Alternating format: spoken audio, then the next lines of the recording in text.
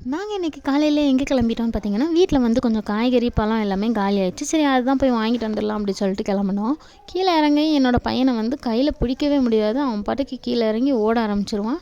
அதுவும் அவன் செட்டுக்கு யாராவது இருந்தால் கேட்கவே வேணாம், சுத்தம். அவனை பிடிக்கவே முடியாது. அவன் பாட்டுக்கு அங்கிட்டும் இங்கிட்டும் ஓடிக்கிட்டு இருப்பான். ஒரு வழியாக அவனை கூப்பிட்டு வண்டியில் உட்கார வச்சு கூப்பிட்டு வந்தாச்சு. வெயில் மண்டையை பொளந்துட்டு கடைக்கு வந்ததுக்கப்புறம் தான் பார்த்தா தண்ணி பழமும் நிறையா இருந்துச்சு. அப்புறம் தான் யோசித்தோம், ஒரு சம்மர் சீசன் ஸ்டார்ட் ஆக போகுது, அதான் வெயில் இவ்வளோ வெயில் இருக்குது அப்படின்னு சொல்லிட்டு மஞ்சள் கலர் தண்ணி பழம்லாம் இருந்தது. அதெல்லாம் நான் இதுக்கு முன்னாடி பார்த்ததில்ல. இப்போ தான் ஃபஸ்ட் டைம் பார்த்தேன்.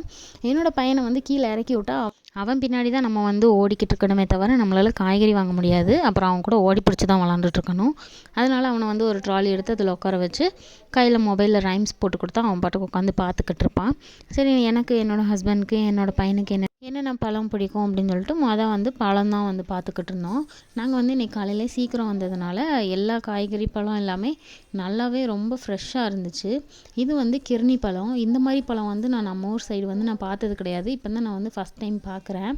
அப்புறமா கொஞ்சம் காய்கறியும் வாங்கிக்கிட்டோம்.